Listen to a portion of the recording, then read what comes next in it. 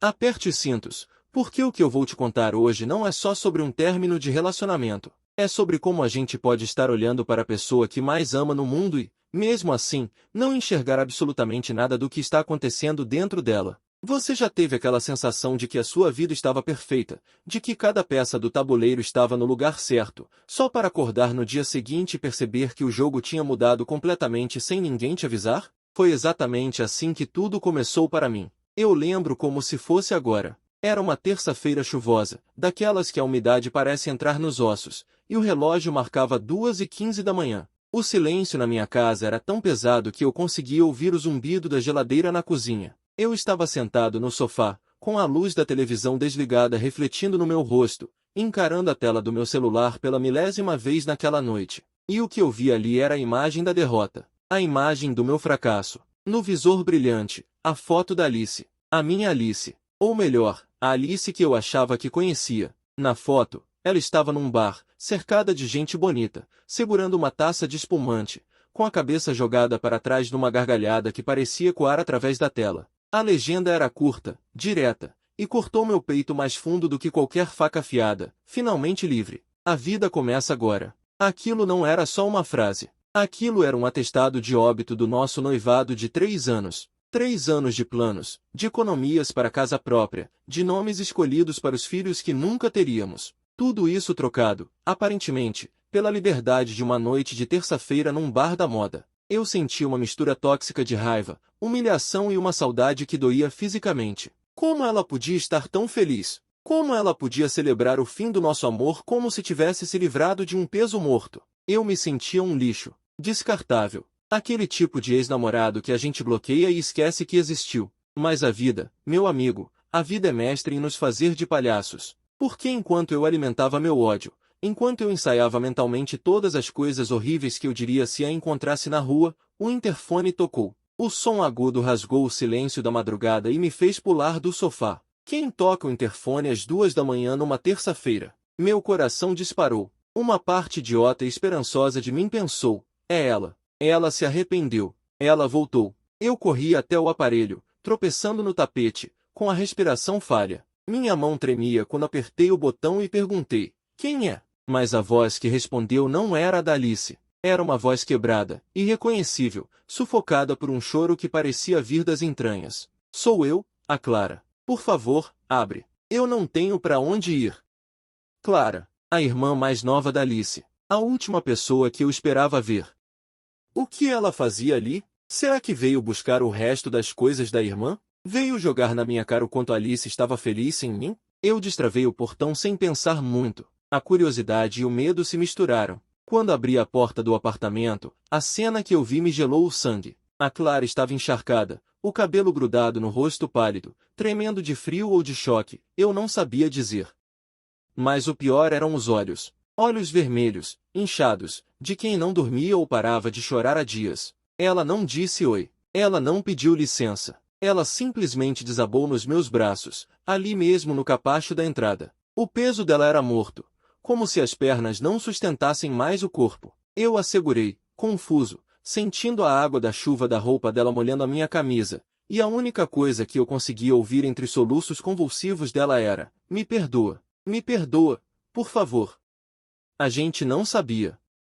Ninguém sabia. Eu a levei para o sofá, o mesmo sofá onde minutos antes eu odiava a irmã dela com todas as minhas forças. Tentei acalmá-la, peguei um copo d'água, mas minha mente estava a milhão. A gente não sabia o que, Clara? O que aconteceu? A Alice, ela está bem. Quando eu pronunciei o nome Alice, a Clara parou. O choro parou abruptamente, substituído por um silêncio aterrorizante. Ela levantou o rosto, me olhou fundo nos olhos com uma expressão que eu nunca vou esquecer. Era uma mistura de piedade e horror. Você viu as fotos? Não viu? Ela perguntou, a voz saindo num sussurro rouco. Você viu ela comemorando a liberdade? Eu confirmei com a cabeça, sentindo a raiva voltar, quente. Vi e parece que ela está muito bem sem mim. A Clara soltou uma risada estranha, sem humor nenhum. Uma risada de desespero. Foi isso que ela queria que você pensasse. Foi isso que ela planejou perfeitamente. Ela tirou o celular do bolso, as mãos ainda tremendo, e começou a mexer na tela. Eu não estava entendendo nada. Planejou? Como assim? Você acha que Alice terminou com você porque o amor acabou? Ela continuou, sem olhar para mim. Você acha que ela saiu daquela casa porque queria balada e bebida? Ela virou a tela do celular na minha direção. Não era o Instagram, era a galeria de fotos. E a primeira imagem não tinha nada a ver com bares ou brindes. A foto mostrava a Alice, mas não a versão glamourosa das redes sociais. Ela estava numa cama de hospital, cercada por fios, com a pele num tom de cinza que eu jamais tinha visto. O cabelo, sempre impecável, estava coberto por uma touca cirúrgica, e ela estava sorrindo. Um sorriso fraco, triste, segurando uma placa escrita à mão com caneta marcadora. A placa dizia, fase 1, concluída. Ele me odeia. Agora ele vai ficar bem. Eu senti o chão desaparecer debaixo dos meus pés. O ar sumiu da sala. Minha visão ficou turva. O que é isso? Eu consegui gaguejar. O que? Quando foi isso? A Clara começou a chorar de novo, mas agora baixinho, um choro de resignação. Essa foto foi tirada na terça-feira passada, no mesmo dia em que ela postou a foto no bar.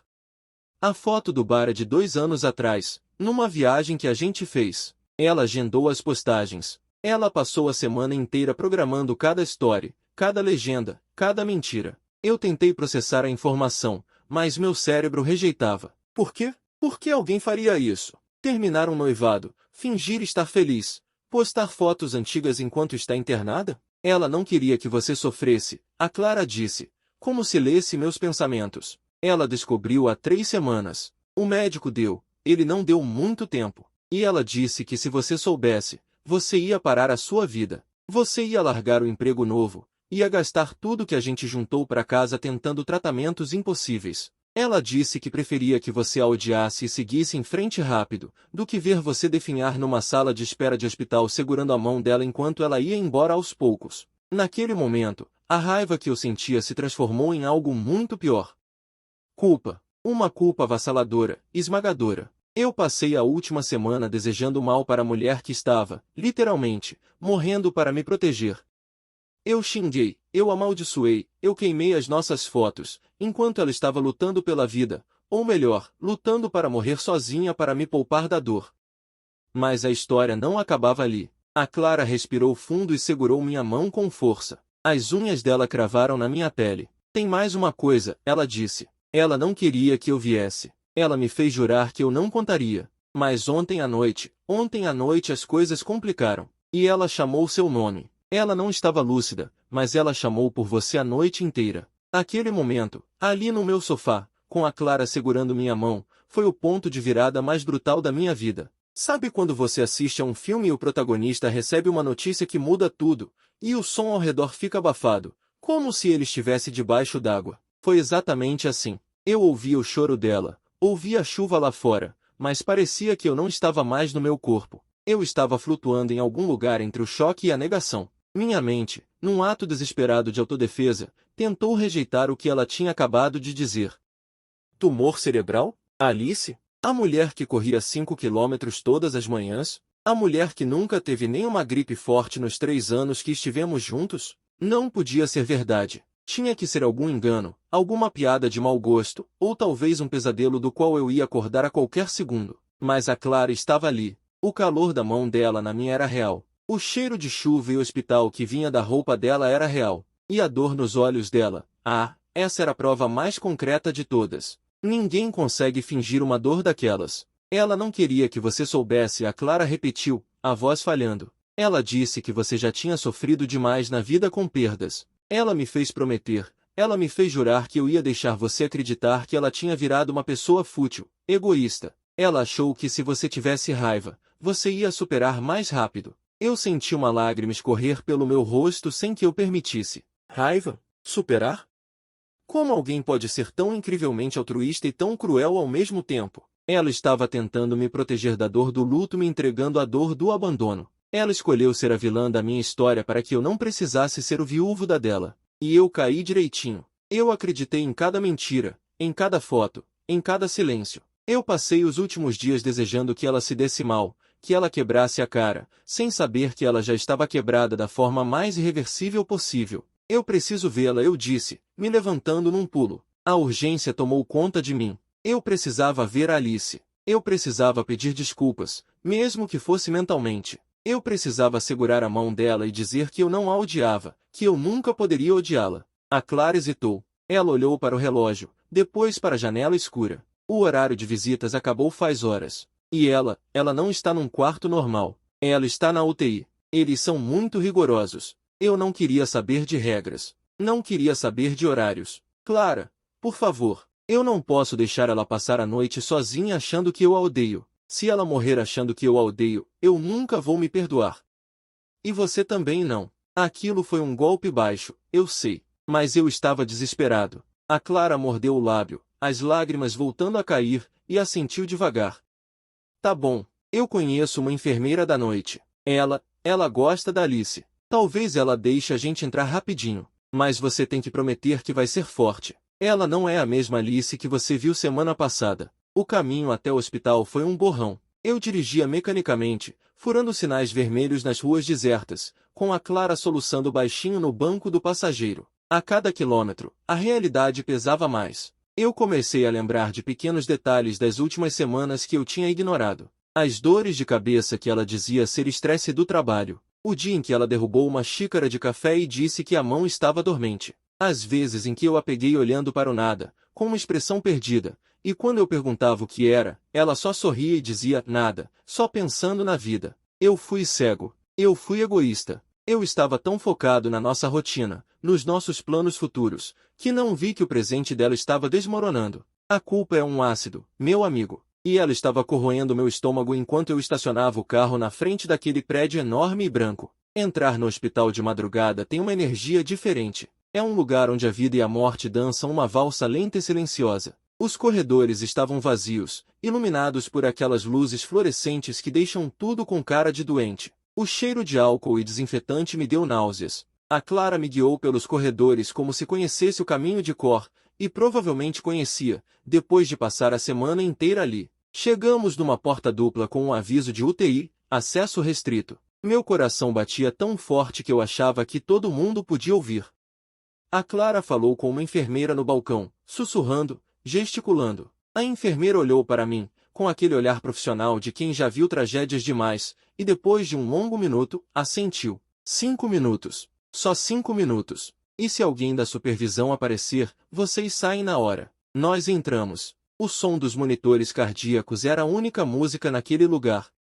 Bip, bip, bip. Cada bip era uma vida se segurando por um fio. A Clara parou na frente do leito 4. A cortina estava semi-aberta. Eu respirei fundo, tentando juntar todos os cacos da minha coragem, e dei um passo à frente. E ali estava ela, a minha Alice. Mas ao mesmo tempo, não era ela. A mulher na cama parecia menor, frágil, quase transparente. Aquele brilho, aquela energia vital que ela sempre teve, parecia ter sido sugada. Ela estava cheia de tubos, fios, máquinas respirando por ela ou monitorando cada função vital. O rosto estava inchado, pálido. Mas era ela. A tatuagem de âncora no pulso esquerdo confirmava. A cicatriz pequena na sobrancelha direita confirmava. Eu senti meus joelhos cederem. Eu me aproximei da cama, devagar, como se estivesse pisando em vidro, e peguei a mão dela. Estava fria, tão fria. Alice, eu sussurrei, a voz embargada. Eu tô aqui, meu amor, eu tô aqui.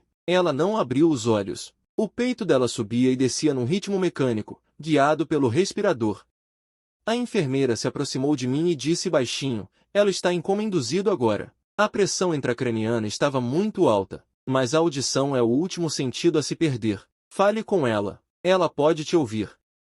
Eu apertei a mão dela, tentando passar algum calor, alguma vida. Alice, me desculpa. Me desculpa por ter acreditado. Me desculpa por não ter percebido. Você é a mulher mais teimosa e mais corajosa que eu conheço. Mas você não tinha o direito de decidir isso sozinha. Você não tinha o direito de me tirar a chance de estar do seu lado. As lágrimas caíam livremente agora, molhando o lençol branco do hospital. Eu comecei a contar para ela sobre a nossa semana, sobre como eu tinha sentido falta dela, sobre como a casa estava vazia sem a risada dela. E então, algo aconteceu. Algo pequeno, quase imperceptível, mas que fez meu coração parar por um segundo. O monitor cardíaco acelerou levemente. Os batimentos subiram de 70 para 85. Ela tá te ouvindo, a Clara sussurrou atrás de mim. Ela sabe que você tá aqui. Fiquei ali, conversando com ela, prometendo coisas que eu nem sabia se poderia cumprir, implorando para ela lutar, para ela acordar.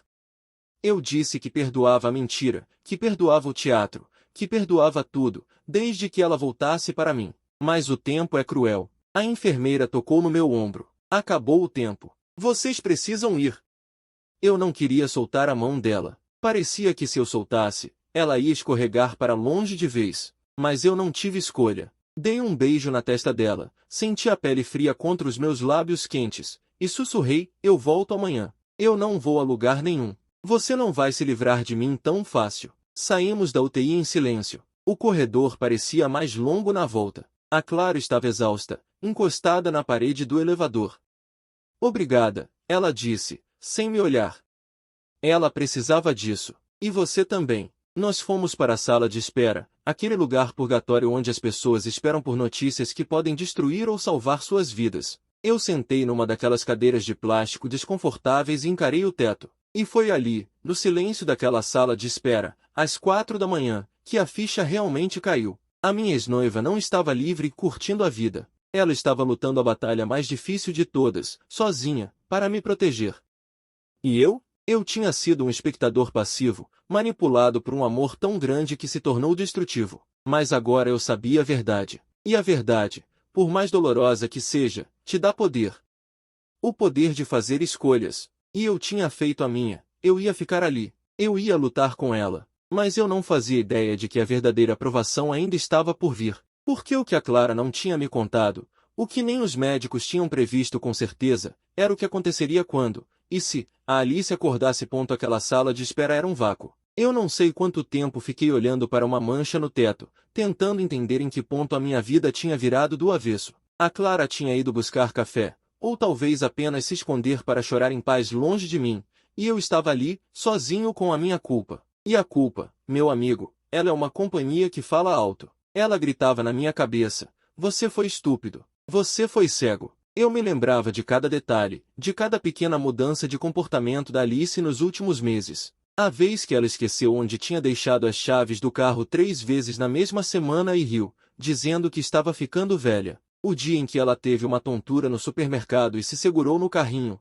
pálida, mas insistiu que era só fome. Eu, na minha ignorância abençoada, acreditei. Eu aceitei as desculpas porque era mais fácil do que questionar. E agora, aquela negligência pesava como chumbo no meu peito. A Clara voltou com 2 copos de café aguado da máquina. Ela sentou do meu lado, sem me olhar nos olhos. Ela vai fazer outra cirurgia amanhã cedo, ela disse, a voz rouca. O médico disse que é a última chance. Se não der certo. Ela não precisou terminar a frase. O silêncio completou o resto. Eu tomei um gole do café queimando a língua, precisando daquela dor física para me distrair da dor emocional. Por que ela não me contou? Clara. De verdade. Por que ela achou que eu não aguentaria? A Clara suspirou, girando o copo nas mãos. Porque ela conhece você. Ela sabe que você perdeu seu pai pro câncer. Ela sabe o quanto você sofreu naquela época, como você parou sua vida, como você quase entrou em depressão. Ela disse que não ia ser o motivo de você passar por tudo aquilo de novo. Ela queria que a sua última memória dela fosse viva, vibrante, mesmo que fosse uma mentira. Aquilo me quebrou de novo. A Alice estava tentando proteger a minha saúde mental às custas da dela. Ela estava morrendo sozinha para que eu não precisasse reviver um trauma antigo. Que tipo de amor é esse? É um amor tão grande que beira a loucura? Ou é um ato de sacrifício supremo? Eu não sabia dizer. Só sabia que eu me sentia indigno dele. O dia amanheceu cinza, combinando perfeitamente com o clima dentro daquele hospital. As horas se arrastavam. Médicos entravam e saíam, enfermeiras trocavam de turno, e a gente continuava ali, naquele purgatório de cadeiras de plástico. Por volta das 10 da manhã, o cirurgião veio falar com a gente. Um homem alto, com olheiras profundas, que parecia carregar o peso do mundo nos ombros. A pressão intracraniana estabilizou. Ele disse, sem rodeios, vamos levá-la para o centro cirúrgico em meia hora. A cirurgia é arriscada, muito arriscada, mas é a única opção para tentar remover o resto do tumor que está pressionando o tronco cerebral. Se não operarmos agora, ela não passa dessa noite. Eu senti um frio na espinha. Eu posso vê-la antes? Perguntei, quase implorando. O médico hesitou, mas assentiu. Rápido. Ela ainda está sedada, mas vamos começar a preparar o transporte. Eu entrei na UTI de novo, E dessa vez o medo era diferente. Não era o medo do desconhecido. Era o medo do fim. Eu segurei a mão dela, que parecia ainda mais frágil sob a luz do dia, e sussurrei no ouvido dela: "Você vai sair dessa. Você tem que sair dessa. A gente tem uma viagem para fazer, lembra? Aquela que a gente planejou para a Itália. Eu não vou sozinho, Alice. Eu me recuso a ir sozinho." Eu não sei se ela ouviu. Não houve aumento nos batimentos, não houve aperto de mão. Apenas o som rítmico do respirador, marcando o tempo que estava escorrendo entre os meus dedos. Quando a levaram, eu senti como se tivessem arrancado um pedaço de mim. A espera durante a cirurgia foi a tortura mais refinada que já experimentei. 6 horas. 6 horas encarando o relógio na parede, vendo o ponteiro dos segundos se arrastar. A Clara e eu mal trocamos palavras. O que havia para dizer? Vai dar tudo certo? Tenha fé? Essas frases feitas pareciam insultos naquela situação. Eu peguei meu celular e abri o perfil da Alice de novo. Aquela última foto, a do brinde, ainda estava lá. Os comentários eram de pessoas desejando felicidades nessa nova fase. Voa, garota. Você merece o mundo. Se eles soubessem. Se eles fizessem ideia de que a nova fase era uma mesa de cirurgia e que o mundo dela tinha se reduzido a um quarto de hospital. A ironia era amarga. A vida online é uma vitrine mentirosa. E nós somos todos consumidores idiotas, comprando ilusões. De repente, a porta do centro cirúrgico se abriu. O cirurgião saiu, tirando a máscara, e a expressão dele era ilegível. Eu e a Clara nos levantamos num pulo, o coração na boca. Ele veio até nós, devagar, e cada passo parecia uma sentença. A cirurgia, ele começou, e fez uma pausa que durou uma eternidade. A cirurgia foi tecnicamente um sucesso. Conseguimos remover a maior parte da massa. Eu soltei o ar que nem sabia que estava prendendo. A Clara soluçou de alívio, mas o médico levantou a mão, pedindo calma. Porém, houve complicações. O cérebro dela sofreu muito inchaço durante o procedimento. Ela está estável agora, mas entrou em um coma profundo. Não sabemos quando, ou se, ela vai acordar. E se acordar, pode haver sequelas severas. Ou se bateu em mim como um soco. Se ela acordar. A vitória tinha gosto de derrota. Ela estava viva, mas onde ela estava? Presa dentro da própria mente? Perdida em algum lugar onde eu não podia alcançá-la? As semanas seguintes foram um borrão de rotina hospitalar. Eu aprendi a ler monitores. Aprendi termos médicos que eu nunca quis saber.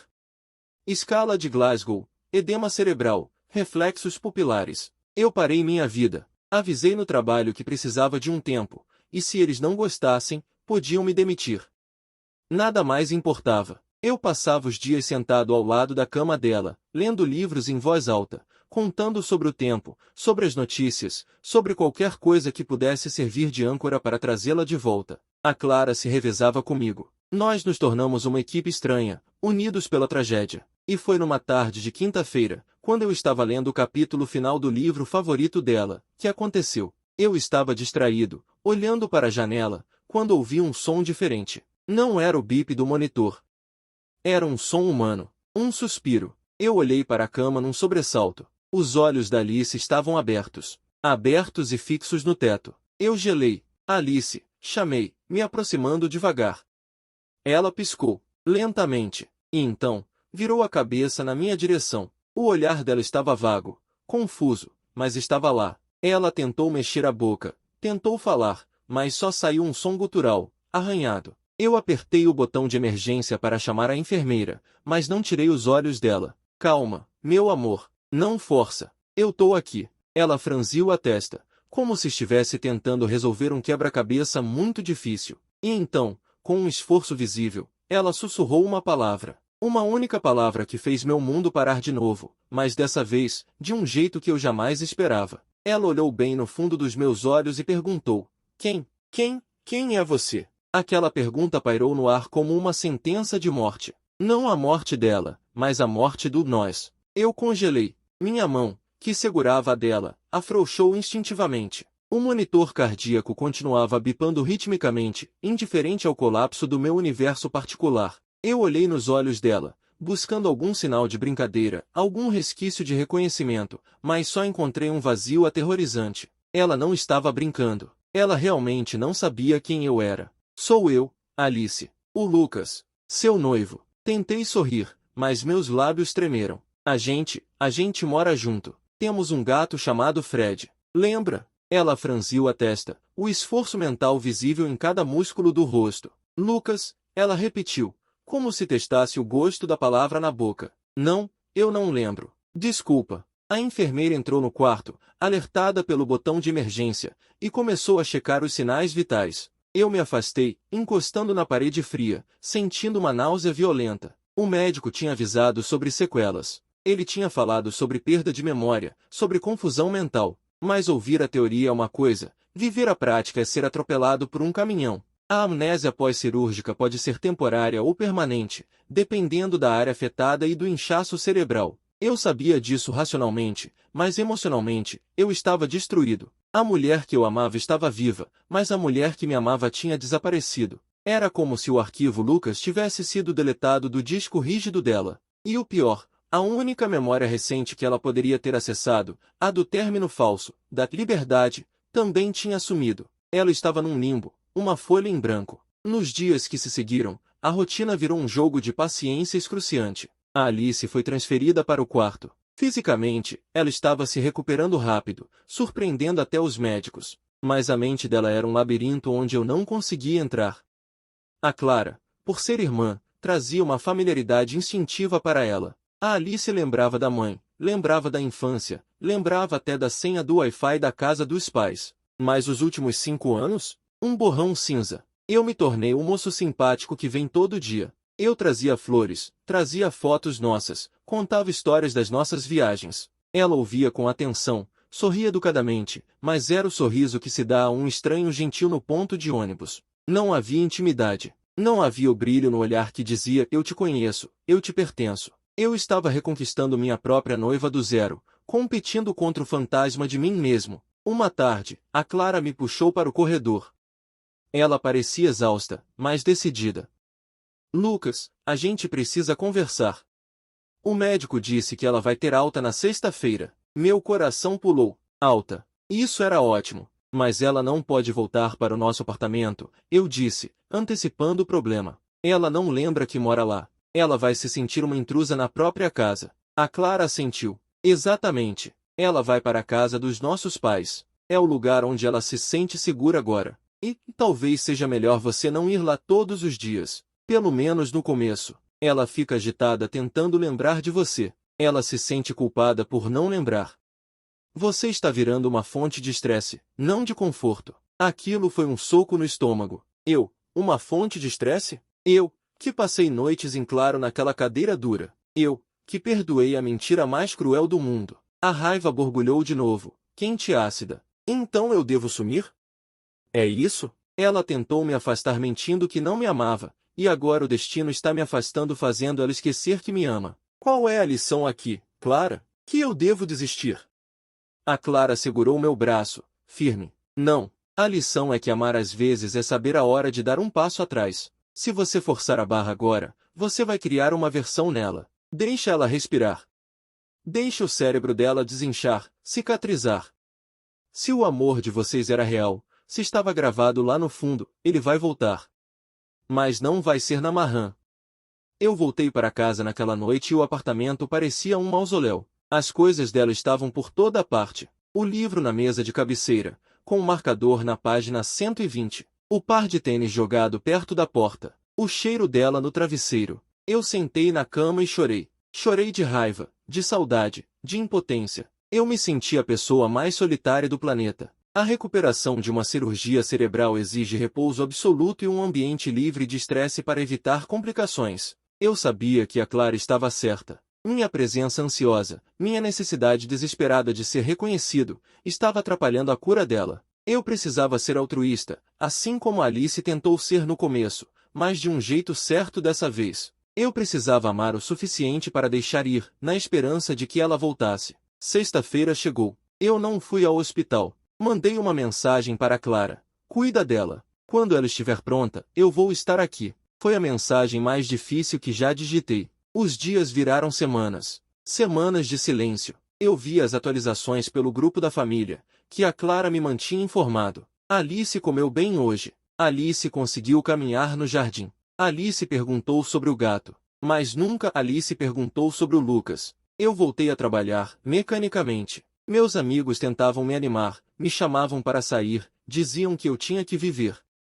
Mas como se vive quando metade de você está em stand-by? Eu me sentia um ator coadjuvante na minha própria vida, esperando o diretor gritar ação para a cena principal que nunca chegava. Um mês se passou, 30 dias, 720 horas. Eu estava no supermercado, comprando ração para o gato, quando meu celular vibrou. Era uma mensagem da Clara. Meu coração disparou tanto que tive que me apoiar na prateleira de enlatados. Abri a mensagem com os dedos trêmulos. Era um vídeo. Eu cliquei no play. A imagem tremia um pouco. Era Alice, sentada na varanda da casa dos pais, com um lenço colorido na cabeça cobrindo a cicatriz. Ela estava segurando uma xícara de chá e olhando para o horizonte. A Clara, que estava filmando, perguntou: "No que você está pensando, Alice?" A Alice virou para a câmera. O rosto dela estava mais corado, mais vivo. E os olhos tinham algo diferente. Ela sorriu, um sorriso tímido, e disse: "Eu tive um sonho estranho hoje. Tinha um homem. Ele estava lendo para mim num quarto branco. Eu não lembro o nome dele, mas eu lembro que eu me sentia segura. Eu lembro que eu não tinha medo quando ele estava lá. Eu assisti aquele vídeo umas 50 vezes ali mesmo, no corredor do supermercado, bloqueando a passagem das senhorinhas com carrinhos. Ela estava lembrando, não do meu nome, não dos fatos, mas do sentimento. A memória emocional, dizem os especialistas, fica armazenada em uma parte diferente do cérebro, a amígdala, e muitas vezes sobrevive mesmo quando a memória factual é danificada. Ela lembrava da segurança. Ela lembrava do amor, mesmo sem ter o rótulo para ele. Eu larguei o carrinho de compras e corri para o carro. Eu não ia invadir a casa dela. Eu não ia forçar nada. Mas eu precisava fazer uma coisa. Uma coisa que a gente tinha combinado anos atrás, numa daquelas conversas bobas de namoro sobre "e se um dia a gente se perder?".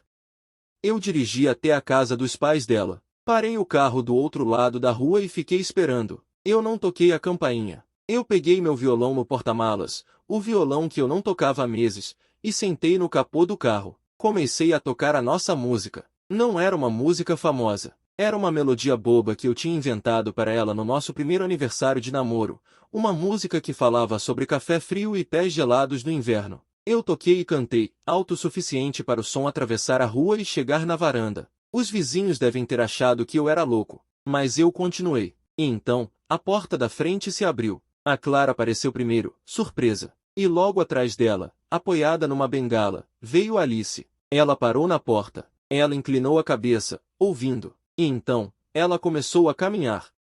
Devagar, passo a passo, em direção ao portão. Ela não olhou para Clara. Ela olhou para mim. E naquele olhar não tinha mais o vazio. Tinha uma faísca. Uma interrogação que estava prestes a virar exclamação. Ela parou do outro lado do portão. A distância entre nós eram 2 metros de concreto e 3 toneladas de incerteza. Eu continuei tocando, os dedos deslizando pelas cordas num automático que só a repetição obsessiva ensina. Ela não disse nada. Apenas ficou ali, apoiada na bengala, a cabeça levemente inclinada como um pássaro tentando entender um som desconhecido mas familiar. Quando terminei a música, o silêncio que se seguiu foi ensurdecedor. Eu podia ouvir o vento nas folhas das árvores, o cachorro do vizinho latindo longe, o bater do meu próprio coração. "Eu conheço essa música", ela disse finalmente, a voz rouca de emoção. Não era uma afirmação convicta. Era uma dúvida em forma de esperança. Eu acho que conheço. Eu desci do capô do carro, devagar, como se estivesse lidando com um animal assustado que pode sair correndo a qualquer momento. "Você conhece", eu disse suavemente. "Eu fiz essa música para você. Há 4 anos. Num aniversário que a gente passou na praia." Ela mordeu o lábio, o esforço mental visível. "Praia, café da manhã na varanda. Você queimou as panquecas." Um sorriso pequeno, quase imperceptível, apareceu no canto da boca dela. E então, como se uma represa tivesse se rompido, as lágrimas começaram a cair.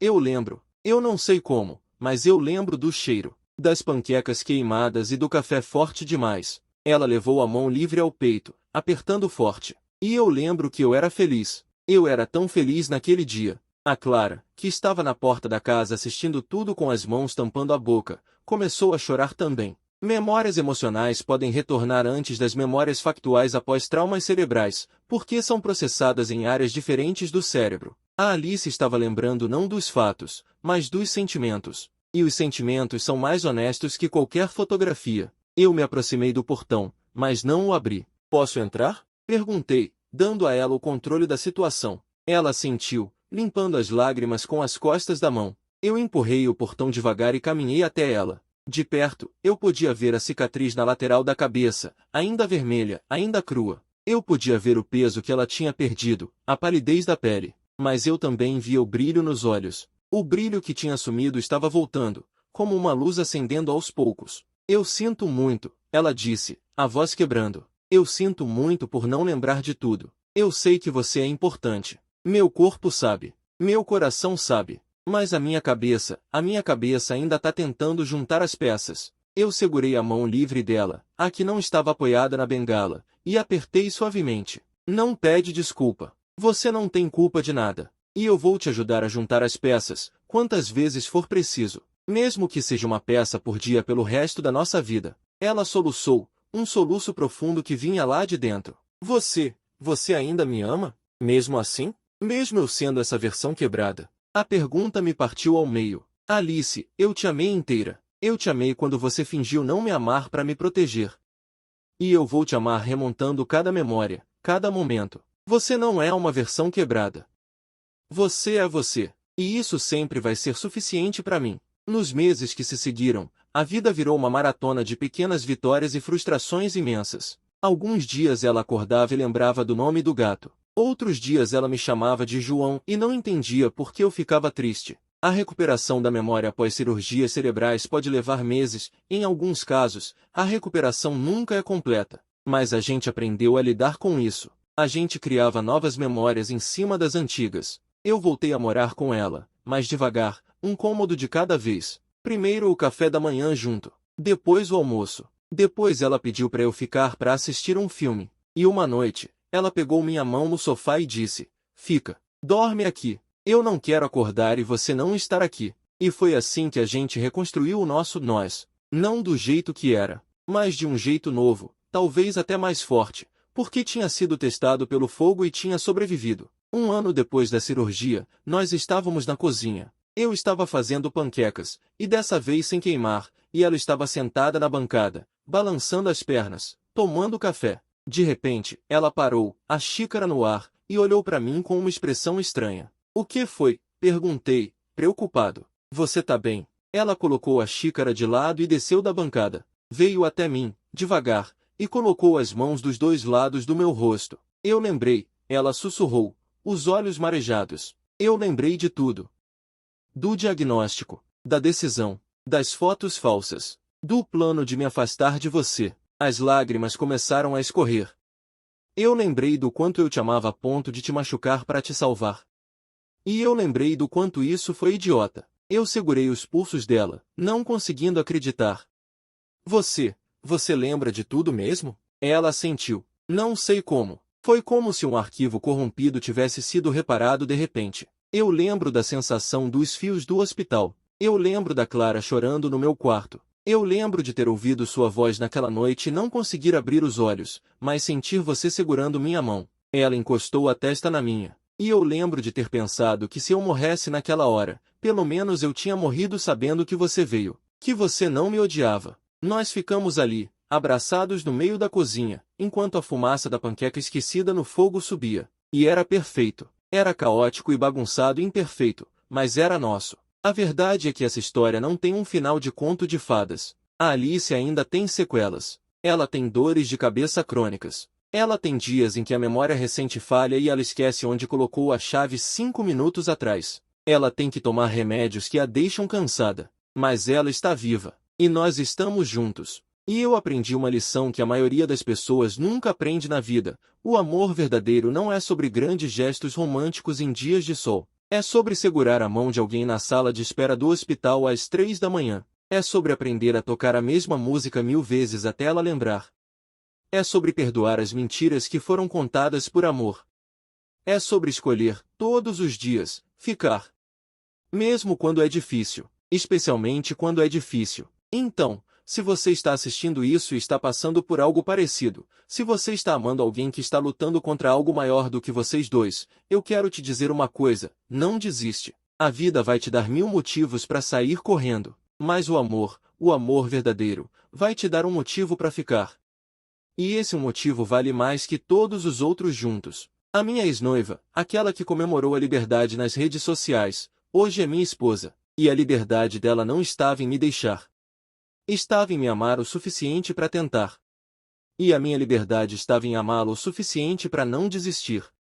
Porque no final, a gente não é livre quando está sozinho. A gente é livre quando encontra alguém com quem vale a pena ficar preso. Se essa história tocou você de alguma forma, se inscreve no canal, deixa seu like, e me conta nos comentários, você já teve que lutar por um amor que parecia perdido? Eu leio todos. E se você puder apoiar o canal com um super thanks, eu agradeço de coração. Cada apoio ajuda a gente a continuar contando histórias que importam. Até a próxima. E lembra, a verdade sempre aparece. E quando ela aparece, nada fica igual. Mas às vezes, só às vezes, as coisas ficam até melhores.